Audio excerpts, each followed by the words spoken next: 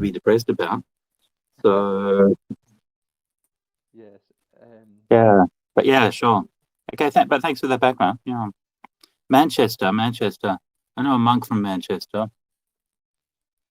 He grew up Venerable Tejapanya. He grew up, went to school in the shadow of the Manchester United Stadium, and he used to walk past it every day. And he was staying in Thailand with the monks there. And when they found out about that, they were like so impressed. They were like fanboying out so much. Yeah. They're all Man U fans in Thailand. Yeah. So Yeah, I've been to a few games. Like we know people who've got like season tickets, so like whenever they've like offered, like we've gone along to, and then so yeah, I have experienced going to Man United. And it is quite a spectacle, but um, yeah, I don't know, I don't know.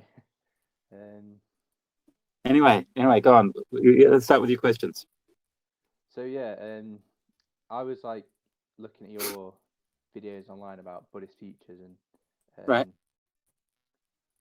it did like when you said it about like you're either like fully enlightened or this is gonna like make you depressed. Like it made me depressed. Like and Sure.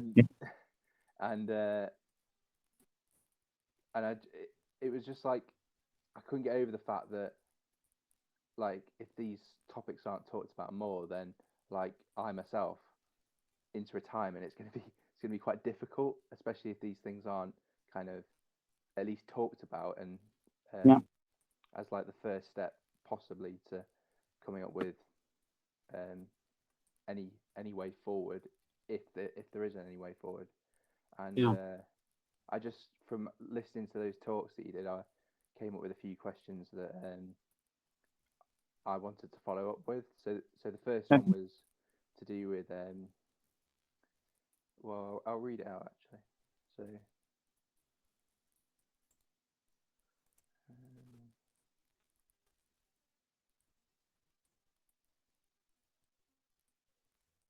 is it?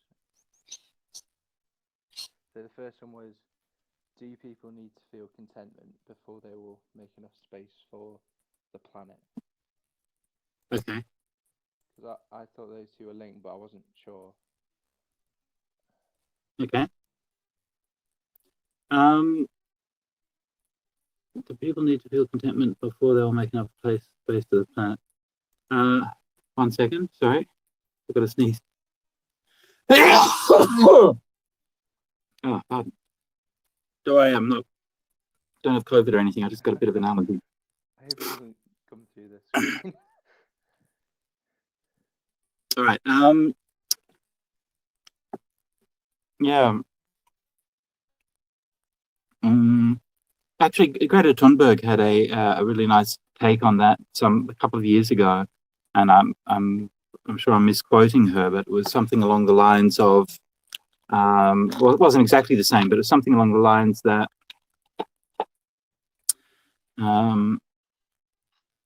you don't do what you can to help because you have hope.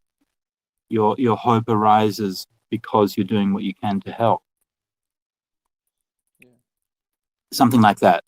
And again, I don't want to kind of misquote her, but when I heard that, I mean, she was like 15 or something at the time, and I was like, dude, that's not just not just smart or clever. That's actually wise.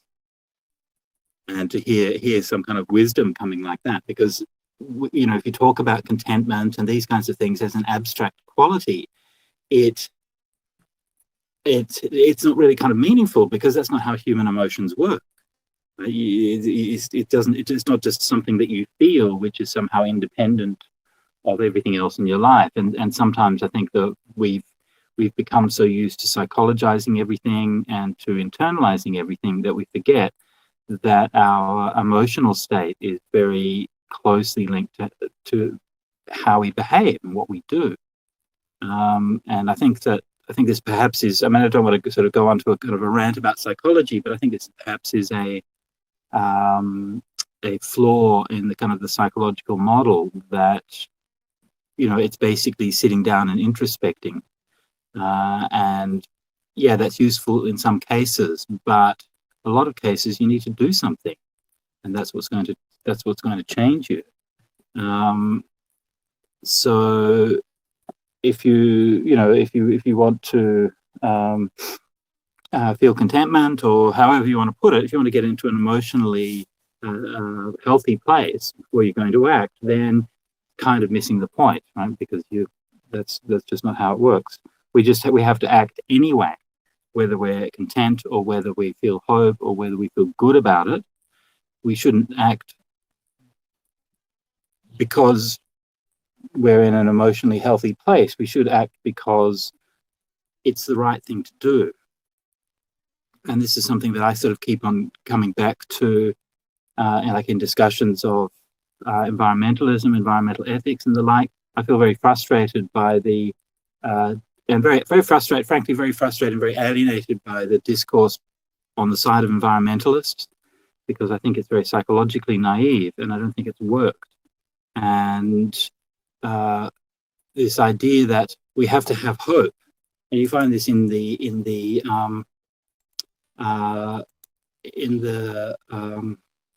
like article after article, speech after speech. They're constantly putting this kind of message: things are bad, they're getting worse, but we still have to have hope. Well, actually, no, we don't have to have hope. I don't have any hope. I gave up hope a long time ago. It's all right. I mean, it's not great, right? It's nice to have hope, but it's okay. It's just an emotion, and then you can have another emotion. I don't do what I do because I have hope. I do what I do because it's the right thing to do. And regardless of whether I have hope about it, I'm going to do it anyway. And the same thing with contentment. I mean, contentment with what? Contentment is critical because it's the lack of contentment which drives greed. So if people needed to feel contentment before having space for the planet, then it's almost a non sequitur. If people felt contentment, then there wouldn't be a problem. The reason why we're driving the planet to destruction is because we don't feel content. The problem is that emotional and spiritual and moral development is slow and weird and unpredictable and uncertain. And so we can say that, yes, the problem is lack of contentment, but how do you cure that problem? How do you actually address it? Buddhism's been trying to address it for 2,500 years. We're the experts. And we've been preaching to people and setting the example: be content. Contentment is the path to happiness for 2,500 years. So we've got some sort of rubber on the road when it comes to teaching contentment, right? Yeah. And our experience is that it's rarely actually successful. I mean, it's successful to a certain degree, right? There are some people who will take that up and follow it, sure. There are some people who will do it to a more or less degree. But the reality is that for most people, most of the time, they're still going to act as they can out of greed, and they're still going to try to get away with what they can. And we're not going to change that in the next 10 years, which is when we need to change it. So, simple answer to your question: do people need to feel contentment? No.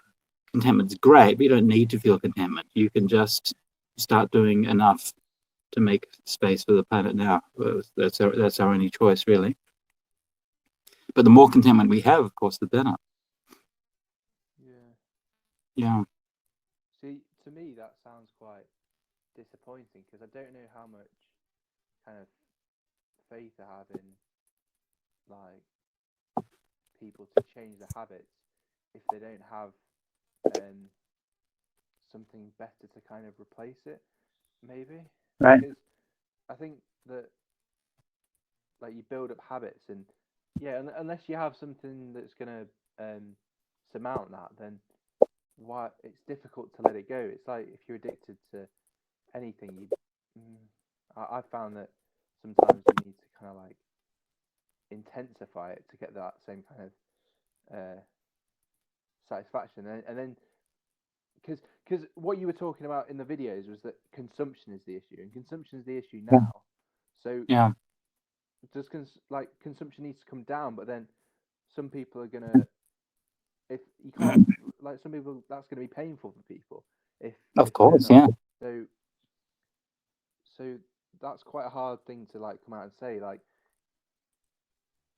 yeah, people like comfort, I think, and I like sure, yeah, comfort, and of course, yeah, yeah, and yeah, it's like it's not the most attractive of messages, and no, I wouldn't think it's a popular message to say consume less, because most people, from my experience, want more and more and more, and they'll do anything they can if they can yeah, to get it. So yeah, um, yeah. No, no, all of those things are true, and I don't have any answer to that. I don't have any answer to make a kind of message palatable. Somebody said some time ago, we've reached a state in our society where we can, it's easier. The reason we're in this problem is because it's easier to imagine the end of the world than it is to imagine the end of capitalism. And I think that that's very true. And I think, even like for myself as a science fiction fan, if you look at that science fiction, you have to go back to something like Star Trek or something where they did build a future where they'd imagined the end of capitalism, and they built a hopeful future on the basis of that. And then comes like the cyberpunk movement and Blade Runner and so on, where you're basically saying, well, the future is dominated by corporations, and we're not going to see the end of that. And yeah, that certainly seems at the moment anyway to more accurately describe our future. I mean, maybe there's another future further up where we've gone beyond that, but it doesn't seem to be happening right now. so do you just have to kind of like starkly say what you think is true, even Yeah, though it's like the kind of like a taboo subject because it's uncomfortable to talk about, and you're never going to be happy exactly. for saying that? But Yeah, it exactly. does seem to be what's true. Like, and those realities do seem to be catching up with us. Well, Yeah, or they're at least predicted to catch up with us. So it's either you kind of get a small slap in the face now, or yeah, or you get completely taken out later. That's what it seems to be. But right, right. I don't know. Exactly. Yeah, exactly. And look, and I know it's not an easy message, and I don't have any plans for winning and succeeding with this message. I don't know how to do that. But all I know is that I've been hearing the same message my whole life, and I just don't believe it anymore. And you still see the same thing. I still read it in articles almost every day. People say that same thing, and I'm like, sure, great, things are going to get better. Great, show me the evidence. Show me the actual CO2 reducing in the atmosphere. I'd be delighted to see that, but actually it isn't. It's increasing, and it's increasing at an accelerating rate. And until you say that, you can have all of the technological innovations, all of the international agreements, all of the political movements, all of the popular sentiment you like. But as long as CO2 is growing in the atmosphere, climate change is still on track.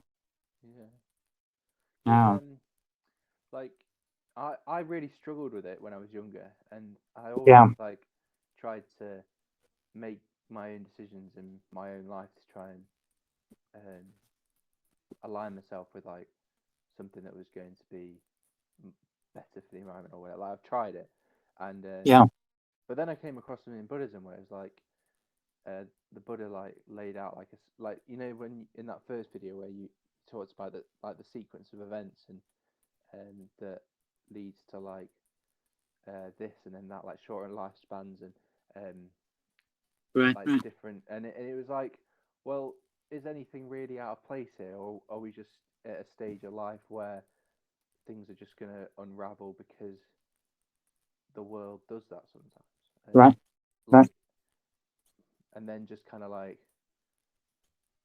okay, well, sit back and enjoy the ride. Like, is that the best option? Like, because maybe people like, it's not an unreasonable thing. Like, at least we've got something, and now, and maybe Right, we should just enjoy it for what it is. But right. because I'm kind of toying, well, maybe I should just forget about it and just, Yeah, yeah, no, you know what I it's mean? not an easy one.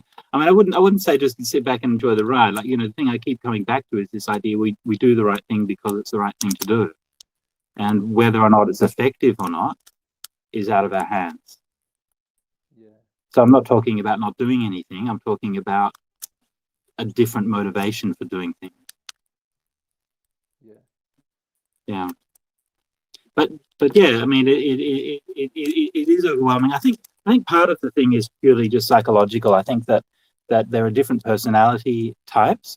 I read a study some years ago on positive thinking, and this whole kind of positive thinking ideology originated, as you might guess, in California.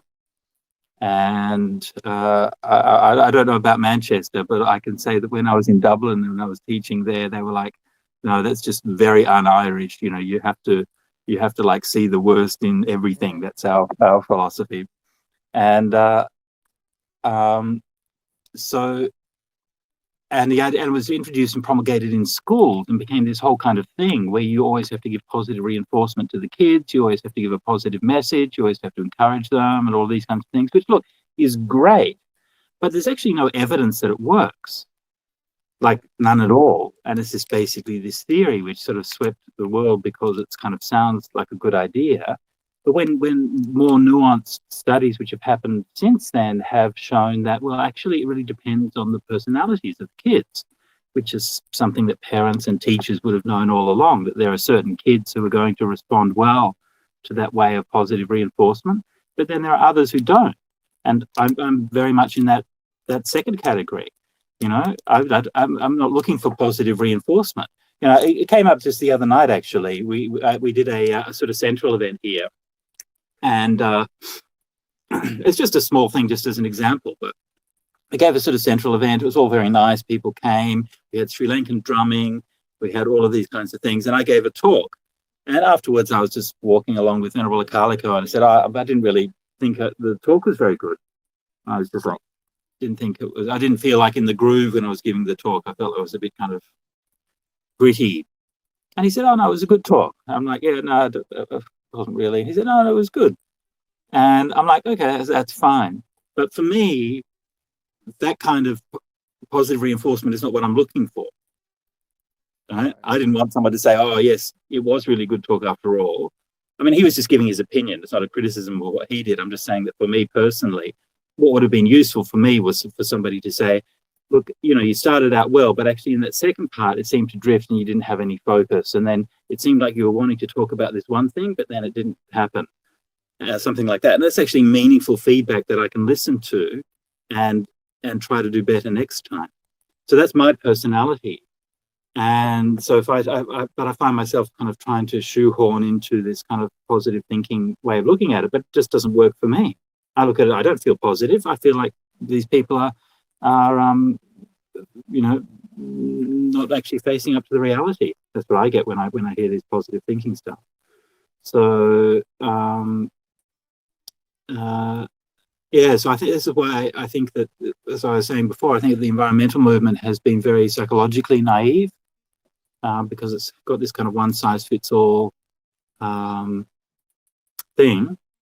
And yeah, I don't see on a large scale, I don't see any kind of meaningful change. You know, the efforts by the environmental movement seem to be, well, let's just keep doing what we've been doing and we'll try to do more of it and then maybe it'll work next time. I don't know. Yeah, that's my kind of base. But meanwhile, of course, we have to look after people. And like you said, you know, as an individual, so what do we do? Do we just sit at home and feel morose about it? Do we, like, you can also get like a feeling of disconnection, which is also, I think, a very, go on, yeah. My brother's just at the door. Oh, no, go on, go. I'll go and let him in. Yeah, Maybe please. a minute or so.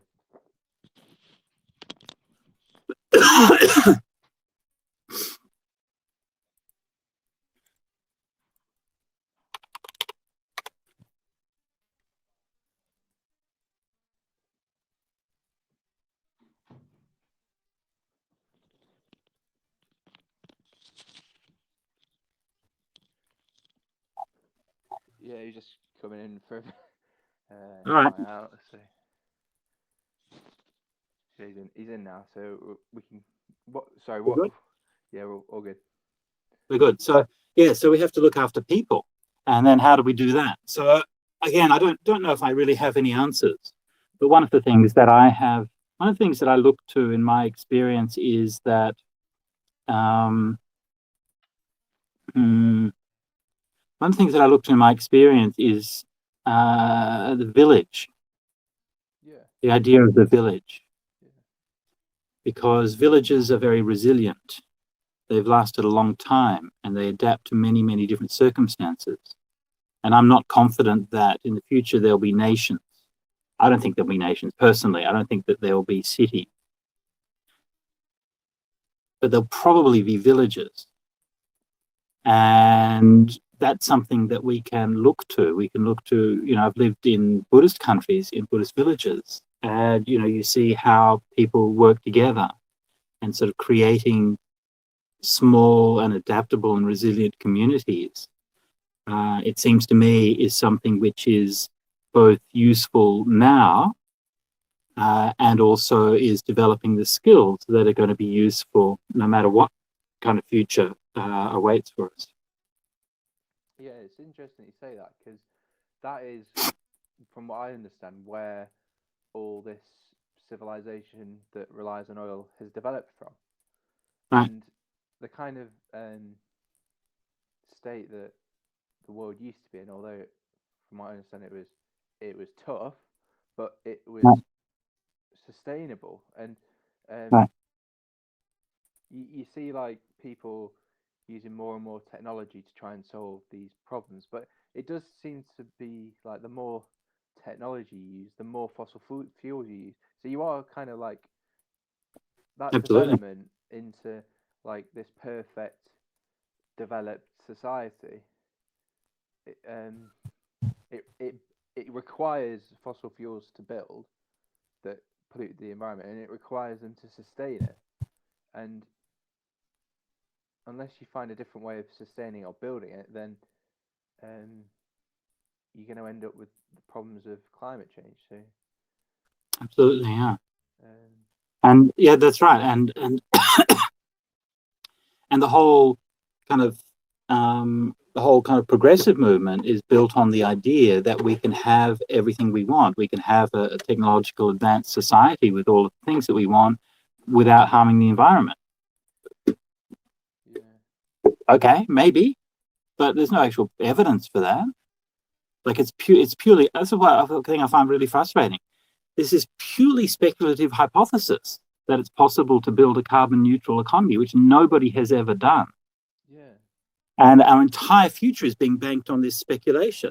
Whereas there, in fact, is a perfectly valid, real solution which we know works, and that is contracting economies. Smaller economies will have a smaller CO2 output. And we know that that is real, and we know that that can be done because there are hundreds of examples, of real world examples, of countries whose economies have collapsed and they've gone from a certain level to a much lower level. It happens all the time. And we know how that works, and we know how it can be managed to reduce any damage that happens. yeah, And we know that there is a long-term, very robust link between economic growth and CO2 emissions. It's one of the basic facts of the field. And yet it's just politically impossible to even talk about the thing which is, as far as I can see, the only actual solid solution. And instead, our entire time is debating whether we're going to do these purely speculative things. You know, and the problem with all those speculative things is that they're always based on a on a partial view of things, which ignores a lot of the systematic feedback effects. And there's a really good example of that in recently with what's happened with Tesla. So Tesla goes for years saying, let's replace petrol cars with electric cars. Okay. And then a couple of months ago, they decided to buy billions of dollars worth of Bitcoin.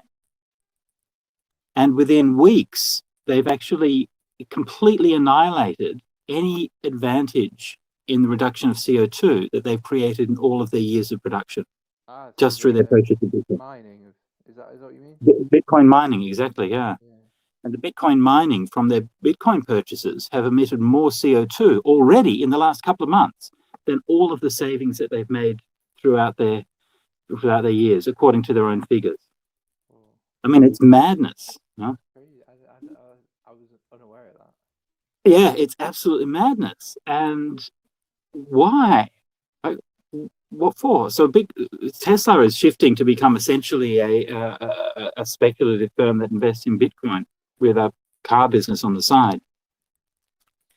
And so this is the thing that we don't take into account, that for every new environmental innovation that we make, electric cars or something like that, there'll be a new innovation that's like really terrible and has all of these horrifying, unexpected consequences. The most recent one being the NFTs, non-fungible tokens, which is basically a complete scam, which is where I'm going to claim ownership over my artwork by making a token, and I'm going to make an agreement that this is mine, and to validate my agreement, I'm going to burn down a forest, which is effectively how much electricity that a non-fungible token actually takes to generate. It's just madness. And so because we haven't predicted these things, there are always these unexpected consequences, which we're then having to like trying to cope with all of these new things, right? Like a Trojan horse kind of thing. Yeah, exactly. The promise of technology, the promise of progress, but it's what it brings along with it. Yeah, absolutely. Yeah. Yeah, yeah. And yeah. Anyway, so could you say that like things that, like people try and promise out of existence things that are kind of innate in how things are. So in terms of right, like we're gonna put all this funding into like I don't know, just some. It's a horrible thing to say, maybe, but like for example, like hospitals, like let. okay, I'm just toying with this idea. I haven't really thought it through. all right. I will not cancel you because of this. It's Yeah. okay. So like a reality of life is death, like, and like it's good to do what you can to try and mediate like you're not dying, because no, it's not good to die, but like Right. in terms of like how far people go to try and solve these problems Yeah. of like just the day-to-day problems, sometimes it goes so far that it's like unsustainable. Do you see what I'm trying to get at? Like people try and promise things out of existence that are kind of Okay. like innate to how the Right. world we live in. Right. It's like we're gonna Right. get this technology to overcome this problem, but that Right. problem itself is just what life is, really. Like it's always Well, been part exactly. Yeah. Yeah. And I mean, this is the kind of the one of the laws of modern technology companies is that once a technology company becomes a certain degree of success, then it will try to cure debt, which is which is like we've made a search engine and an email client. That's great. What next? Hey, let's cure debt. And they've been remarkably unsuccessful at it so far. But I agree, and I think like that's a really good case where you've got like trillions of dollars of investment and so on to cater for the health needs and so on of the wealthy who can afford that, whereas a much smaller investment in mosquito nets for malaria or something like that would actually save a hell of a lot more lives and have a much better health outcome than all of these kind of fancy new technologies. A lot of which are, the vast majority of which are, propping up very elderly people for the last couple of years of their life. And if you ask me, would I want to just do those things or just move on? I'm like, no, just let me go on. Come on, give me a break. but yeah, and I think that's a matter of priorities. And I think that point that you're making about that we use technology to um, try to fight against the nature of reality, and I think that's fundamental to this problem. Actually, we want to have our cake and eat it too. We want to have all of the economic growth, all of the fancy things, all of the comforts, without having any consequences.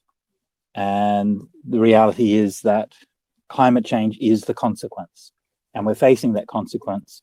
And the conservatives or the denialist side is saying, well, it's not real.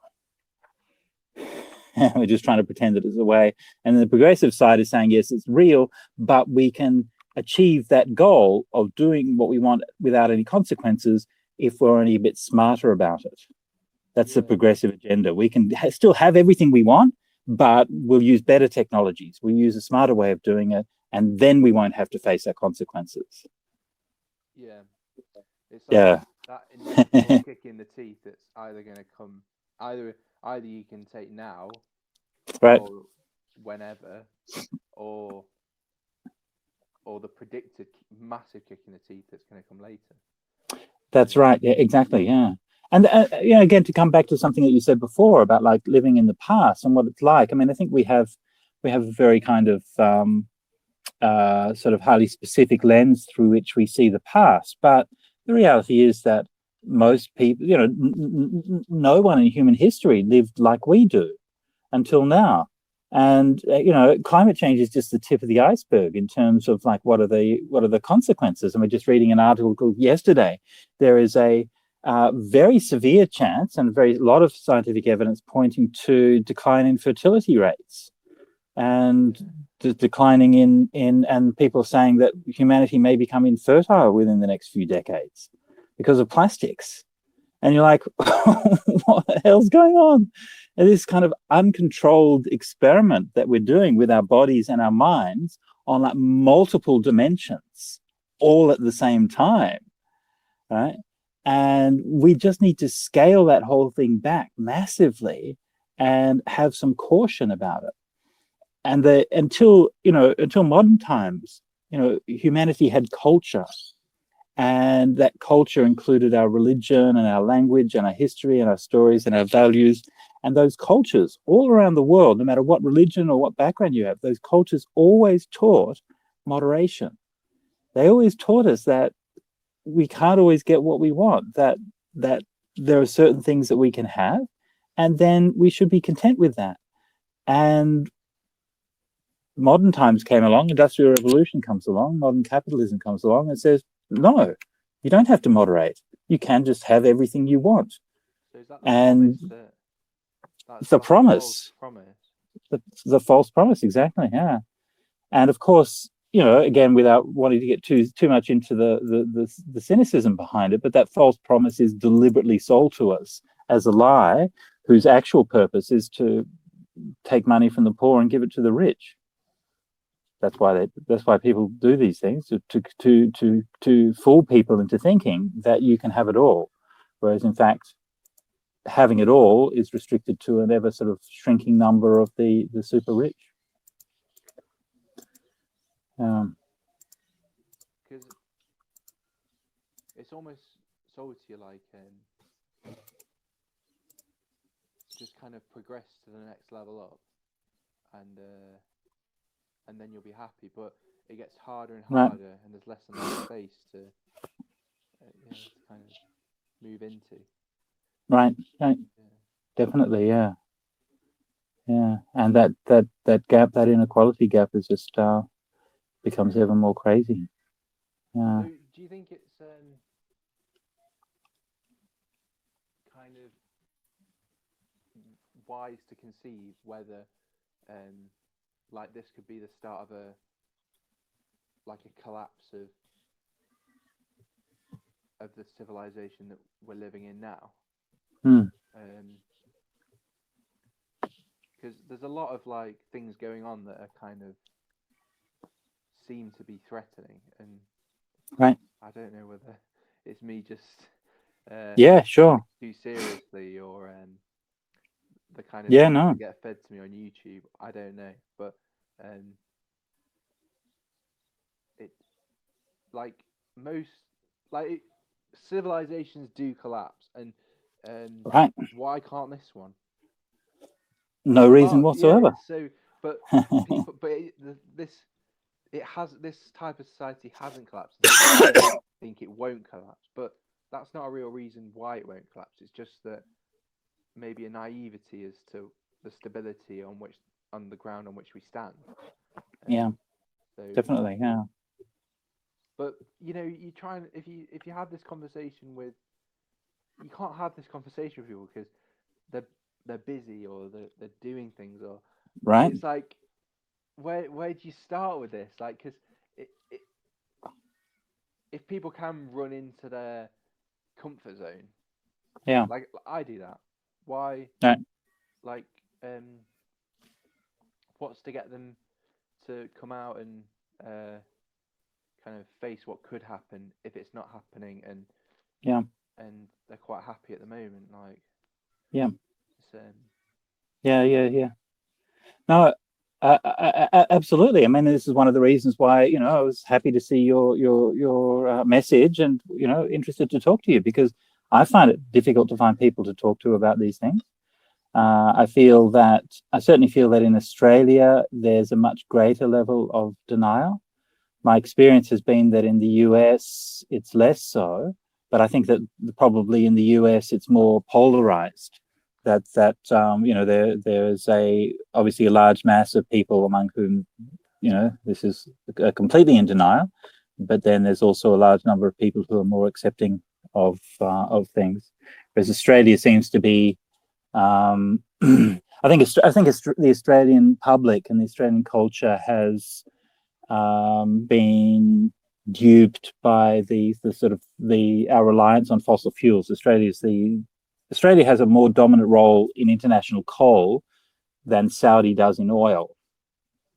So, just to put it into perspective, right? So this is our economy, and even people who might disagree with the government policies on these things still,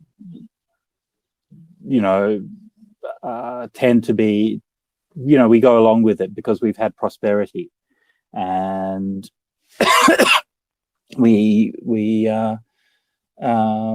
have prosperity, and we still have, I think, a higher degree of confidence in our government, which, in a certain extent, is valid, because our government is actually a functional one, and it's not an extremist Nazi government or anything like that. It works, but underneath that, the government, especially the current government, has snuck in a lot of very anti-environment policies and so on. And I think I think most of the Australian public is really still in denial about that.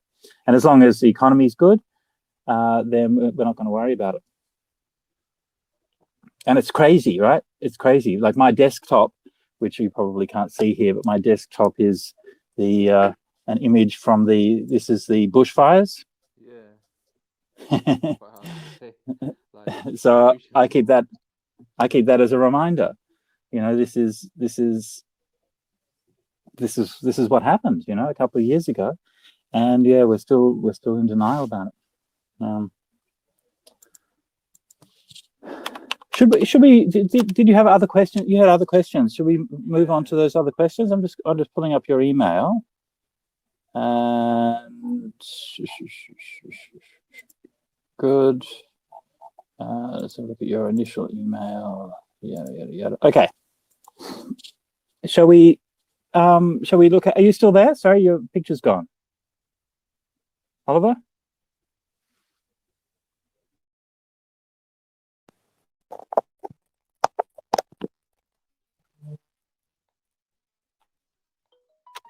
there you go. Are we good? Yeah, good now. Can you Okay. see me? Shall we try having a look at some of your other questions there? Yep. So, Okay. so I then like, so it's to do with like marketing and stuff. So it's like, Mhm.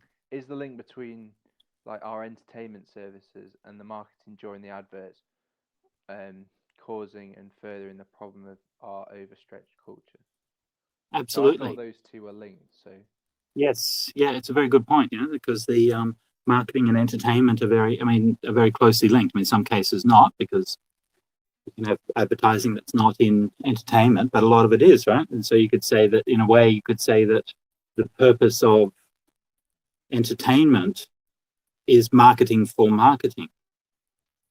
And well, the reason is that to is get very true. eyeballs onto it. TV shows exist in order to get eyeballs onto advertisements. Yeah, yeah. That's It's why it's just one way. I'm not saying it's an absolute truth, but there's a certain degree of truth to that. But yeah, and I think that this points to, I think, one of the great lies of economics, and of especially the way that the sort of modern paradigm in economics, which is that you have supply and demand, which are natural forces of the universe. And this idea that somehow there's this kind of fundamental reality about supply and demand. But the fundamental reality is that people are different, and people are conditioned, and people will have a demand for things under certain conditions, and that they won't have a demand for things under certain other conditions. That's the fundamental reality of human nature. And that's why the advertising industry exists. It exists in order to create demand. And if demand was a natural feature of human nature, why would the advertising industry exist? yeah. It purely exists in order to create demand. And so, yeah, this is, I think, a huge problem. And it's interesting as a monk, because obviously, I get exposed to far less advertising than most people do. I use an ad blocker on my browser, as everyone should. I don't see ads on the internet, or very rarely. Occasionally, if I click a YouTube video, I'll see an ad or something like that. But if you're going around, if I'm walking through the city, or occasionally I'll walk through a shopping mall or something like that. And it's weird because, I haven't had money for 25 years. And there's literally no chance that I will buy anything that is being advertised to me, like zero. I've never bought anything because of an advertisement ever for at least 25 years, and probably actually much longer than that. And yet there they all are. It's weird, this kind of distance that you get from it, where it's no longer you're in a push and pull of, oh, that looks nice. Oh, maybe I should try that out, where you have that kind of relationship with it. Instead, you're just sort of walking through this weird world of these images and words and all of this stuff. Yeah, it's kind of bizarre.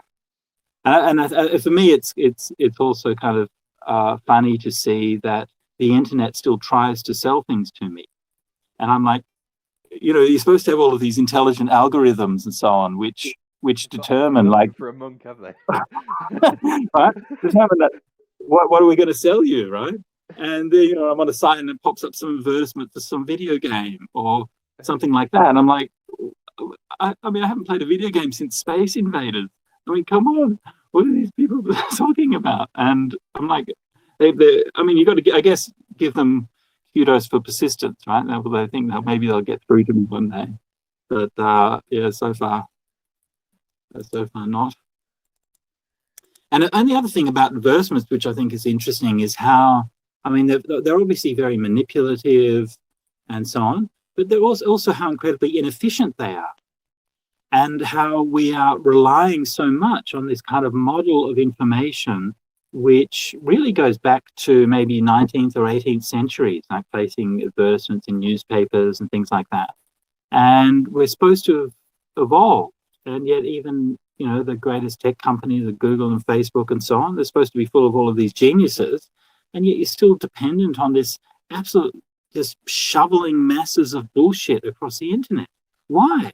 Why have we built the internet in this way, that we somehow think that the only way that we can supply information and connect people is by like these hose fires of this kind of slurry of shit, which is just like pumping. But right now, like trillions and trillions of all of this crap is just pouring through all of the networks on the planet, consuming energy, taking up bandwidth, all of the time and the effort that's put into all of the people. You go into the cities, like how many offices are full of people sitting behind desks creating all of this stuff.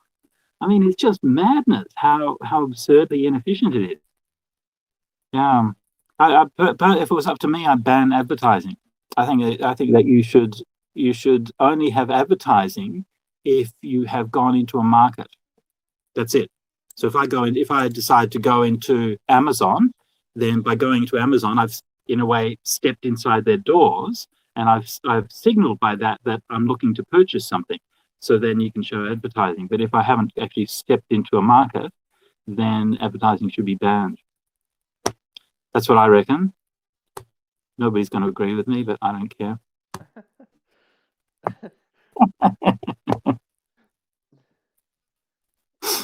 I find it a tough one because that's where they get their revenue from. So it's like, you want all the But that's why they get their revenue from, because they can, yeah, and because they've got no motivation to look for any other revenue, because there's this whole kind of ridiculous thing which is just going around and round in circles. No one has a motivation to change.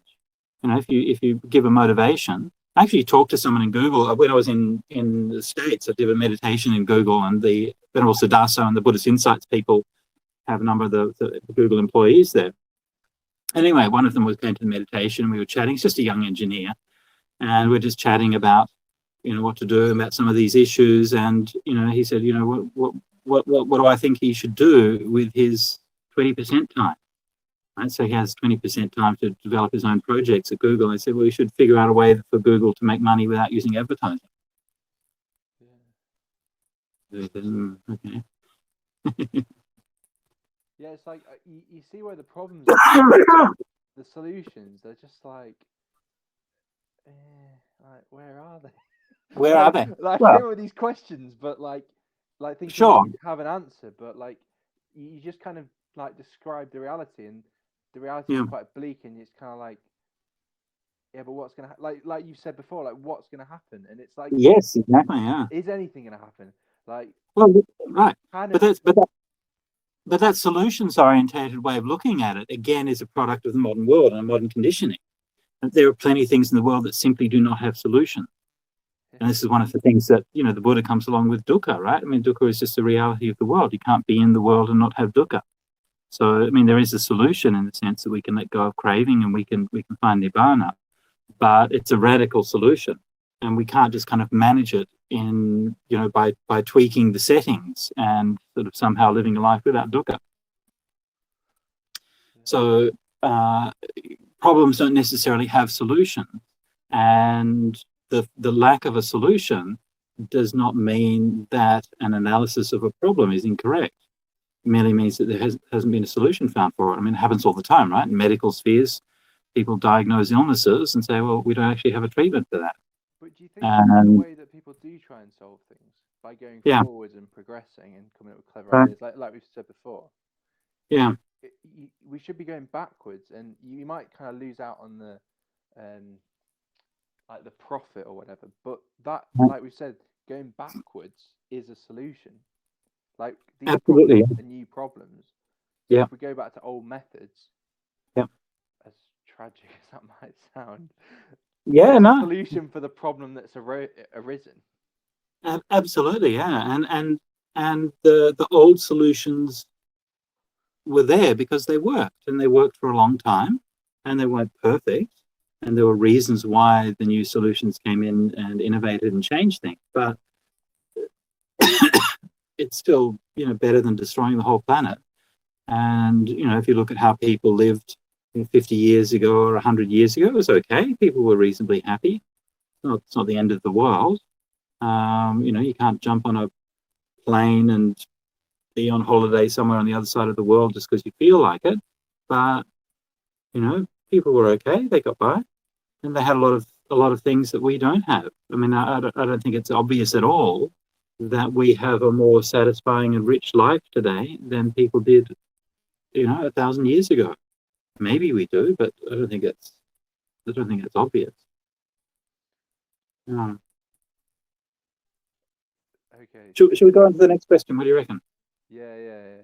So I said this one to my friend, and he kind of like Tim, who was going to come on, and Right, it kind of got taken apart because there's quite a few presumptions in this question.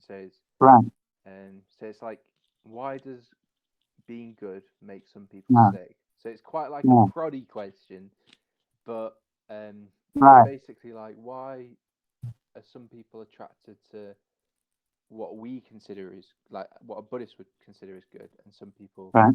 um, aren't? Is that a fair observation or a fair question? Sorry, I'm not sure what the connection is with between making people sick. Like when you Yeah, asked the question, I it's wasn't it's quite sure probably what you were getting at. it's probably the wrong way to put it, but it's kind of like people have like an aversion, not like physically sick. I mean like people are like Okay, sick of hearing it, or like they just oh god, or like they're just not attracted to it. I mean maybe it's just my experience, but uh, it's you like mean what people get repelled by the idea of doing good? Is it what you mean? yeah, like especially Okay. for me, like growing up, like Yeah. morality was something where it's like it just mm, it wasn't as attractive to me when I was younger, Hmm. and maybe because I didn't see the value in it, and Yeah. I hadn't seen the results of acting Sure. Yeah. in a different way. So Yeah. um, Yeah. Okay. Yeah. I think I understand the question better. I think one of the answers to that is that um, we've been given such absolutely shite examples of supposedly moral people, and particularly in the sphere of religion, that most religious people, or at least many of them, are frittering away their religion by obsessing about what other people are doing in their bedrooms, rather than actually looking at the issues that need to be confronted in the world. And so that kind of gives morality a bad name. Um, but I mean, the other thing, I mean, this is also talked about in the suttas a bit as well. There's a passage, I can't remember where it comes up now, but the someone says that the yakas are very controverted by when they hear the Buddha's teachings, because a lot of them are like, don't tell us to stop killing people and eating them. So when you're going to take away their number one pleasure in life, then they don't really want to hear what the Buddha's teaching is. Or even the devas as well, also said to be very terrified by the Buddha's teachings, because they're told that their very happy and lovely existence is going to be impermanent, and so they freak out about it. And so I think this is the thing with morality, is that we tend to be short-sighted, look to our own self-interest in a very short term, and we don't like to contemplate what's going to happen after that. And the purpose of morality is to call us out to become better and to become more, and to become more conscious and become more empathetic and more connected. And one of the deep problems that we have with that is that people are in very different places in their moral and spiritual journeys. And so the same message, which is going to meet somebody and inspire them, is going to just turn somebody else off. And this, of course, is why a great teacher like the Buddha would adjust his message for all of the different people that he would talk to. But it's not always possible to do that, right? I can't read people's minds, and I don't know the right thing to say for every different person. So I just try to do the best that I can. But yeah, sometimes what somebody needs might be very specific, and it might be very limited and very focused for them. Uh, and if you try to give them a broader teaching or a higher teaching, it's going to have exactly the opposite effect. yeah, So because I've kind of like that's kind of like being I pull back more and more, like talking about anything to do with that, because um, I just got it wrong every time, and like although like I've found it helpful, like what I talk about, like because like when I talk about it with other people, like I just pull back and I'm like, why do people why do people have that reaction? So Right. so it's just interesting to hear what you said, really. Yeah. So then the other What, question. I mean, one of the things about that is that people will be moved more by actions than by words, and the words have meaning when they connect with a person who is ready to hear them. And without those two things, then it's really kind of a bit of a waste of time. And again, you see this in the suttas, like the Buddha was, frequently his teaching didn't really work. That he tried to teach people, and they weren't ready for it, and he couldn't connect with them. And it's not like you can do that with everybody. I mean, just a sort of more contemporary example, the in the acceptance of same-sex marriage, like the acceptance of same-sex marriage and the sort of normalization of LGBTQI plus human beings is a major shift in our time. It's still ongoing. It's still a long way to go, but attitudes towards same-sex marriage have changed drastically in many countries around the world, especially the US, but also many other countries. And when you look at like why that happens, then one of the biggest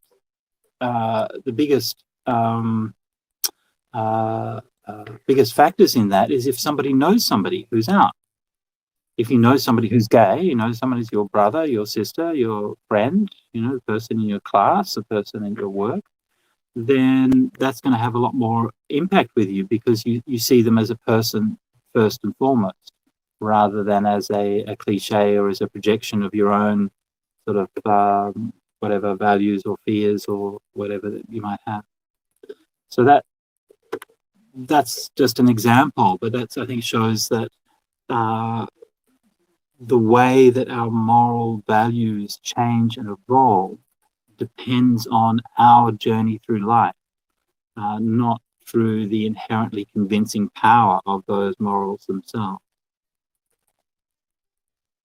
And the reason that we explain morality shouldn't be to persuade people, but it should be to help people to articulate their own values.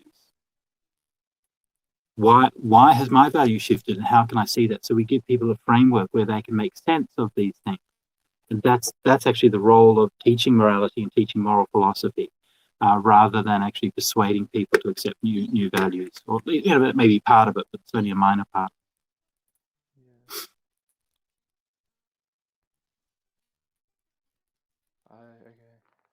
Okay. I don't have anything to add on that.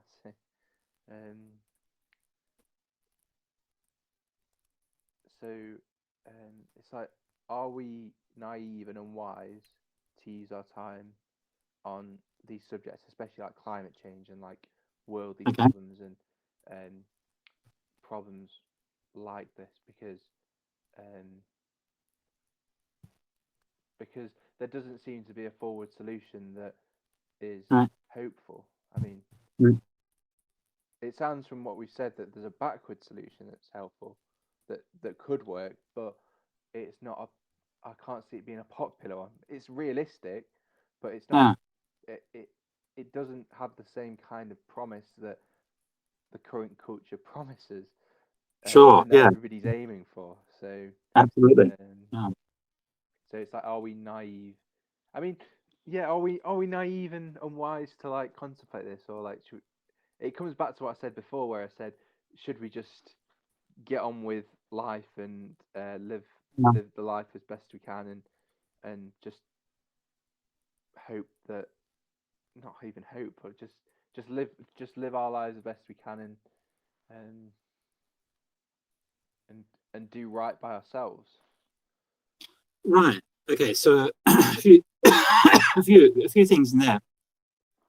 Again, I would come back to different kind of personalities, and that for me, it's not really a choice. It's just who I am. I understand that personality thing. So, yeah. Well, it's very simple. That somebody might say, "This is what I'm doing with my life, and this is my choice. I'm going to garden my vegetables, and I'm going to keep my house clean and look after my family, and that's good enough for my life.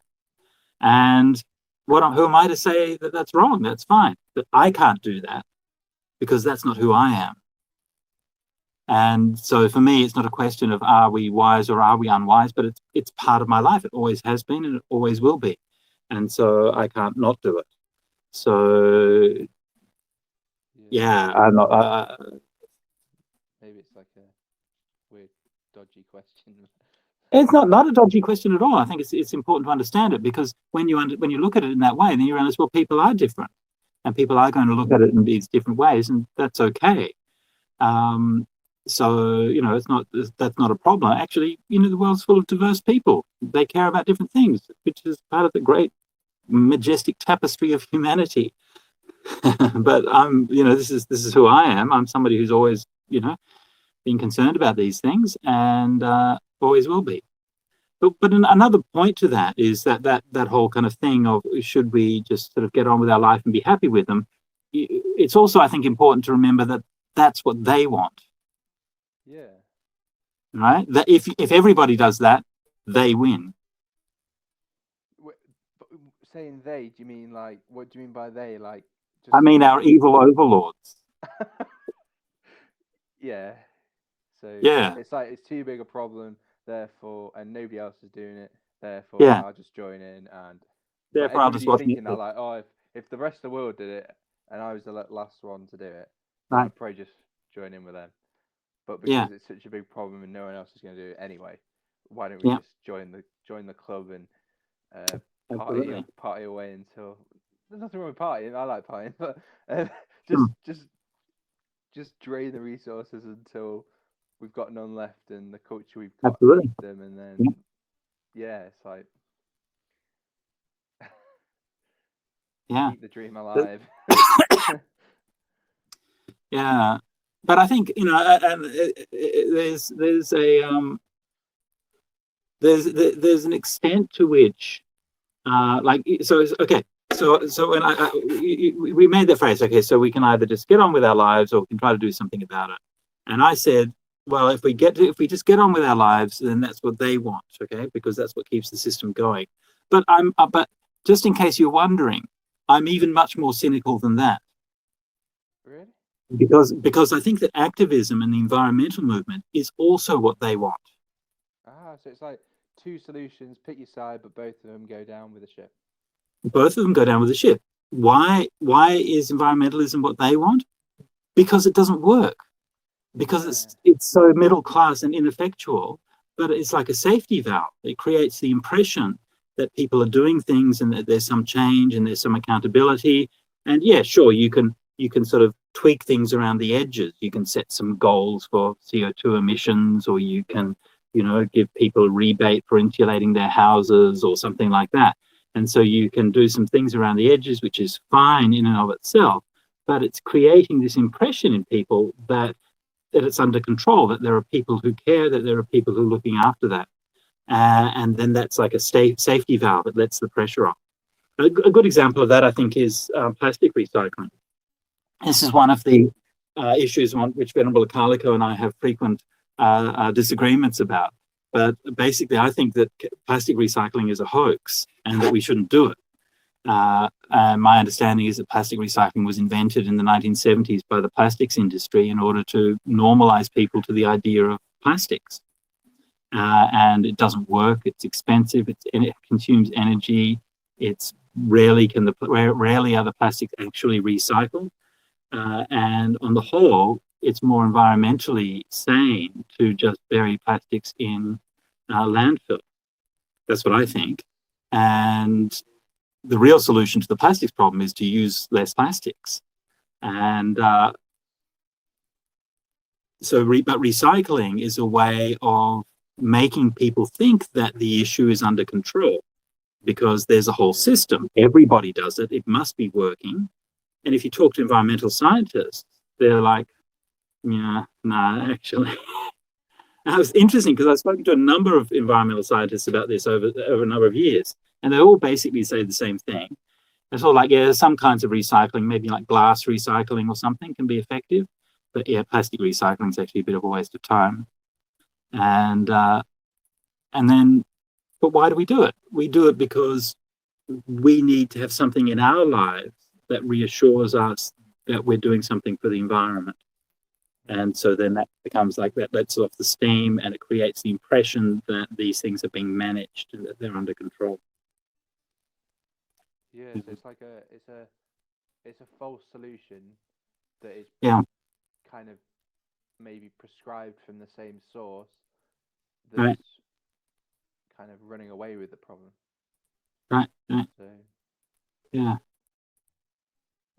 yeah, it's like I keep coming back to this. It's like we've got a problem, and right, because people have always solved problems in our lifetime with solutions going forward and right, complications and right. developments and progress. It's like we presume that the answer um, to the impending doom is to simply Right. complicate it even more.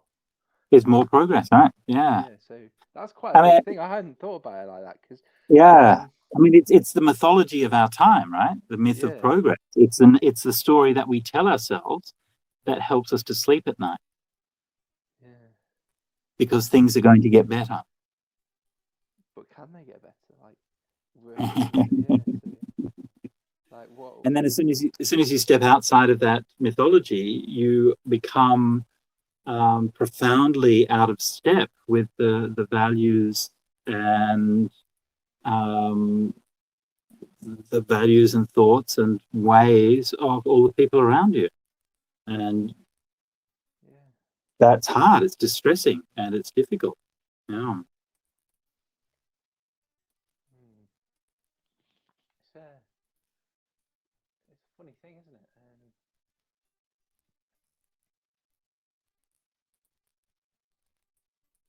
Because I I I read that suit where it's like this is this is where it starts and this is where this is where it could Mhm. end, and Right. it's kind of like does it start from going away from traditional methods? Am I right in that? Partly. I mean, it depends on which sort you look at, but yeah, partly that's it. I mean, even like some of the fundamentals in there are, the drawing lines on the land and claiming ownership of one part of it and not the other part. That's like a really major step, and that's the difference between an agricultural society and a hunter-gatherer society. And the Buddha traces the, the origins of decline right back then. Oh, so, yeah,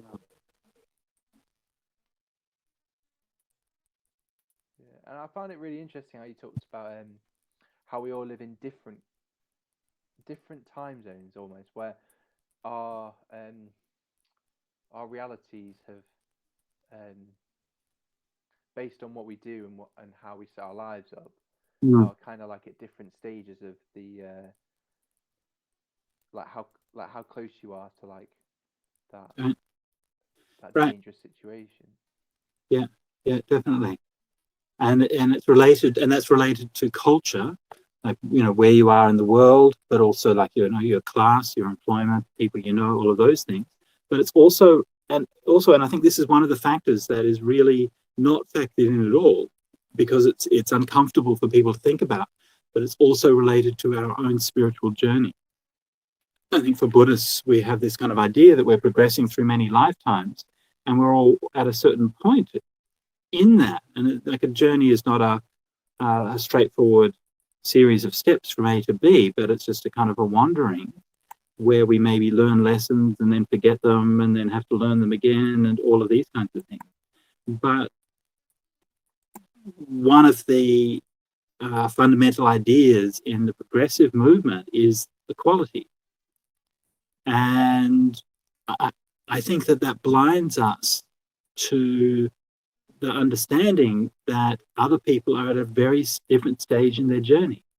And I think that for yourself and for myself, we can encounter these things. We can see what's happening in the planet. We can see what's happening in the climate and so on. And we are at a stage in our journey where that makes an impact on us. It changes us and it causes us to question our values, our ideals, what we want to do with our life, how we want to live. And other people are just not at that point.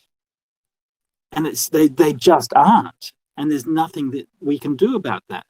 And they will see the same movie, they will see the same article, they will see the same information, and it will just slide off them. It doesn't have that same effect because they're not ready for that. And that spiritual journey is something that can't be commodified and processed and regulated. It's weird and it's completely unpredictable and it's slow, and it might, you might see people making significant spiritual progress in one lifetime. Maybe. Often they don't. Often people will think to live and grow their whole lives without really making any significant changes. Happens all the time. So traditionally in Buddhism, we've said that these things can take thousands of lifetimes. Even someone as evil as Devadatta can become enlightened in the future.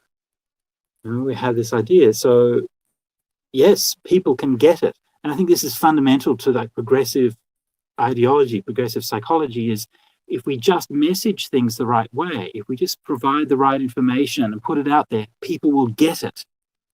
And people are getting it. And people say these things all the time. Oh, yeah, people are getting it. Even I've just read an article by Michael Mann, the great climate scientist, in The Guardian a few days ago. And he said the same thing. He said, oh, I get this feeling now that people are sort of getting it more than they did in the past. And it's just a feeling. Yeah. And people don't get it. And and it's impossible to accelerate that process. I mean, you can facilitate it to a certain degree by making the information available, and the people who are ready will actually get it. But if people are not ready for that, I mean, you look at all of the, what's been happening in the United States, or what's been happening in England with Brexit, or all around the world. You see the people who are absolutely obsessed with these kind of bizarre conspiracy theories, and who are so full of hate and so full of ignorance and bigotry. And you're like, we're relying on those people to get it? No, you're not going to get it.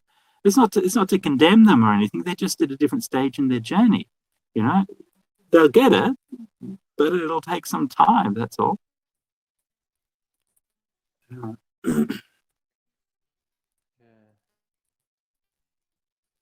It's just like, because I came into this conversation with hope. Like, I'll be honest, I was like, I just Sujato, he'll have the answers. And then I've asked the questions, and it's like, yeah, where to go? Come not to me for hope. Yes, you've learned that now. You can commiserate with a Calico if you like. You can go talk to him, and like he'll just laugh about it. But yeah, yeah.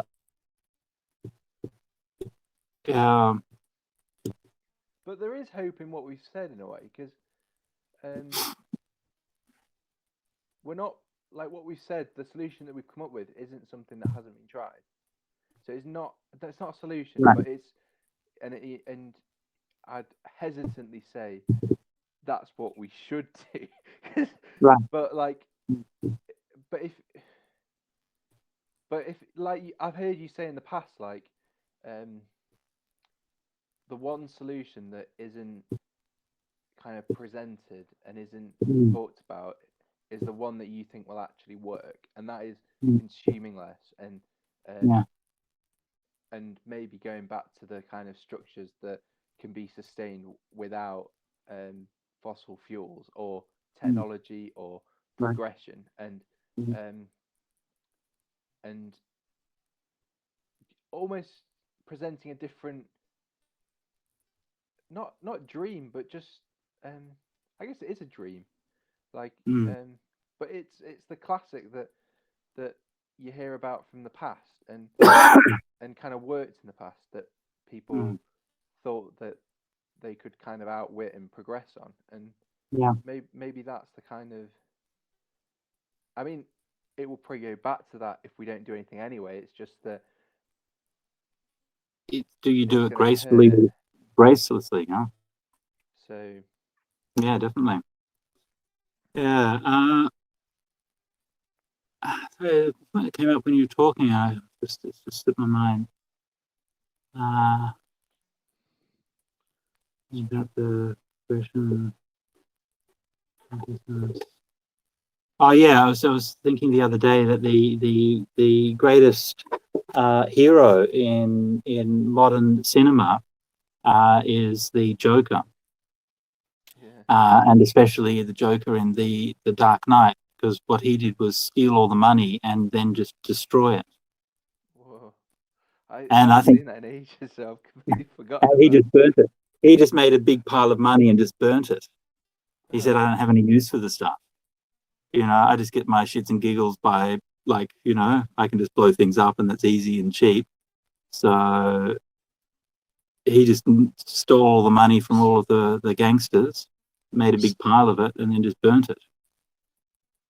And that's what I think we have to do. We have to just take all the money away from the billionaires and just get rid of it, and not even redistribute it. See, redistributing wealth is good, but it's still buying into that same kind of paradigm. You see, the thing is that we we've been conditioned by economics to see the world in terms of scarcity, whereas the important things in the world are actually abundant. Air is abundant, Yeah. water is abundant, land is abundant, love is abundant, consciousness is abundant. All of the things that life is abundant. All of the things that matter in the world are actually abundant. And we don't need to commoditize them. And what we do is create a world where scarcity is artificially created. And this is where, Bitcoin again is a great example of this, where you have a digital realm where everything is abundant by default. You can share information and you can have so much information going around the world. It's abundant, you can copy things for almost nothing. It's an incredibly abundant environment. But in order to pay for things, Bitcoin says, no, we have to create artificial scarcity. And you have to push back against the nature of that medium and create artificial scarcity, with the result that your CO2 emissions are greater than the whole of Argentina and rising. I mean, if Bitcoin continues to rise at the current rate, within about 4 or 5 years, its CO2 emissions from Bitcoin will be greater than the CO2 emissions of the United States. I had no idea. Yeah, I mean, it's horrifying. And what do we do about it? Nothing. I mean, we could just ban it. Actually, if you wanted to do something that's actually going to improve the environment, the number one thing, the easiest and quickest way we could improve the environment would be to ban cryptocurrency. But anyway. Because it's that step of progression, isn't it? Sorry? It's that step of progression, like. Right? Yeah. Yeah. What were you saying, sorry? Yeah, so sorry, got off the track a little bit there.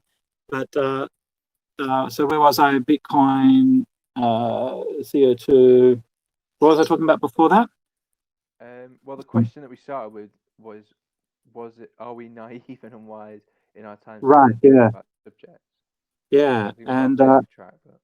yeah, we did get a bit off track. So, oh, that's right. Yes, scarcity and abundance. Yeah, and so we create artificial scarcity because that suits the economic paradigm.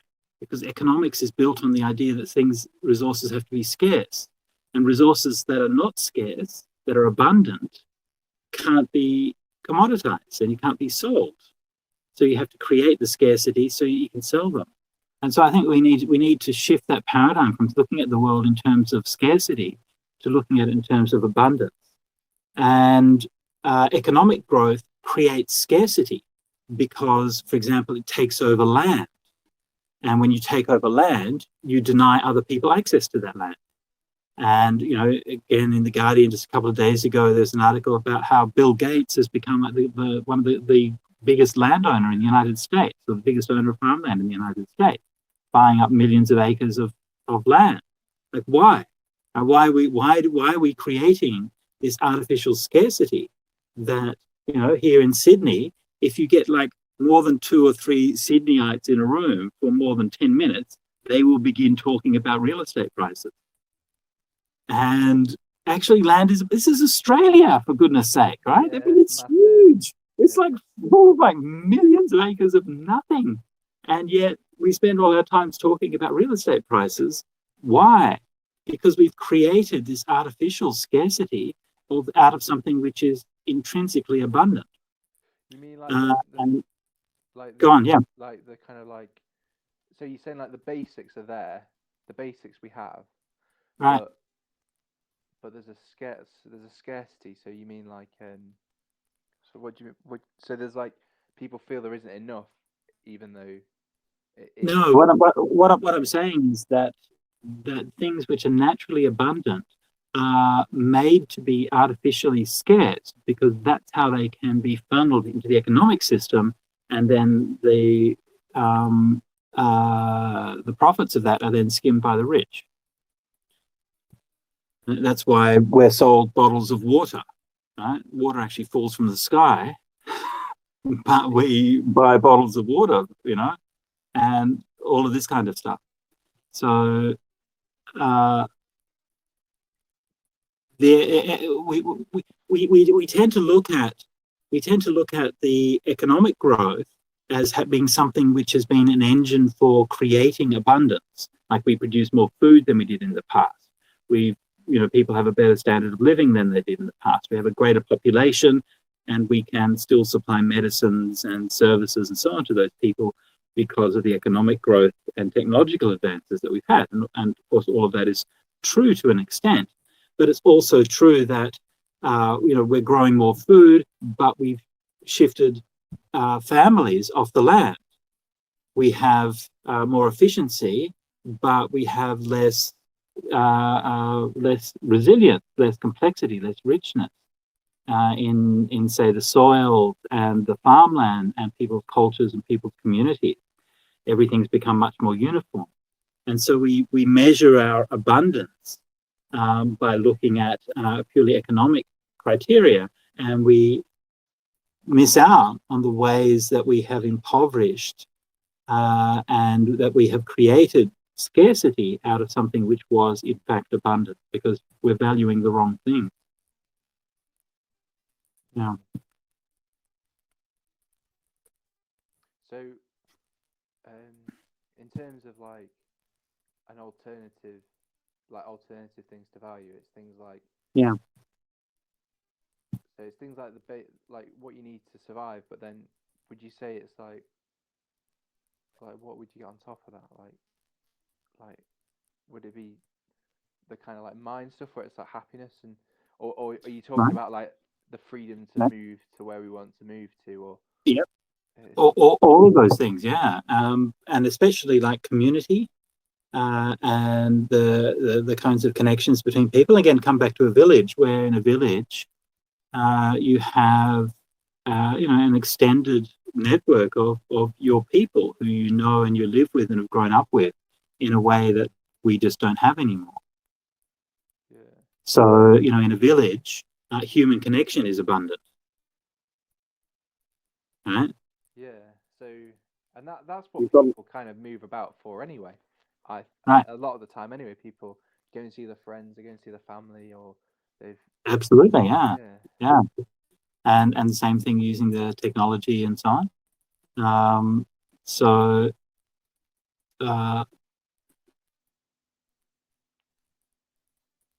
if you're looking for something that's a hopeful value or a positive value, we should probably be wrapping up sometime soon. But if you're looking for something to wrap up on a relatively positive note, then I would say something like this: that if we look to the Dhamma for our values and look to the things that are actually emotionally and psychologically and spiritually more meaningful for us, qualities like love and compassion, connection with people, the ability to serve and to do work that is not destructive and which is healing and creates wholeness, then all of these things are part of an environmental solution just as much as they are part of a spiritual dimension. So, and spiritual development. So if we cultivate those qualities, then they will tend to lead to health and wholeness, both in ourselves and in the people around us and the connections that we make. And not only will that be intrinsically a good thing here and now, but that will also help us to learn the skills to survive and thrive better in the future, no matter what the future holds for us. And, we see like people who are planning for the future often do so in, I think, very kind of dysfunctional ways. You have like the preppers who like, well, we'll fill a basement full of tinned food and guns, and then we'll be right. Okay. And then you have like the billionaires who are like, well, I'm going to buy my private island and, my private army and set up all of this technology. So I'll sort of rule over the wasteland as Lord of the Wasteland. And they're like, okay. But the problem is that all of these things are completely uncertain and nobody knows what's going to happen. And, your billionaire will be nicely, safely ensconced on his private island with all of these kinds of things. And then the head of his private army will turn around and shoot him in the back and say, well, I'm the Lord of the Wasteland now. And all of your years of preparation and billions of dollars that you spent developing your evil lair are down the drain. And the same thing with preppers or anything like that. You can stock up your house and all of these kinds of things. But then at the end of the day, is that going to be any use? Maybe, maybe not. But what will be used is people and connections and relationships. And these things are more powerful than anything else. People don't survive because they are skilled, because they're prepared. They don't survive because they have money. They don't survive because they have studied YouTube videos on how to make a bow and arrow out of wood that they find lying around. They survive because they build relationships with other people. Because 2 or 3 people are going to be far more resilient than one person, no matter how good that one person is. And if you can build a relationship, even with 2 or 3 people, but even more so with a dozen or more people, then you make those connections. That's what's going to survive. And if you look back at human history, that's what has survived. The tribe, the village, the town, people survive by working together, not because of what they've done individually. Well, I like that. Thank you very much. Should we leave it there then?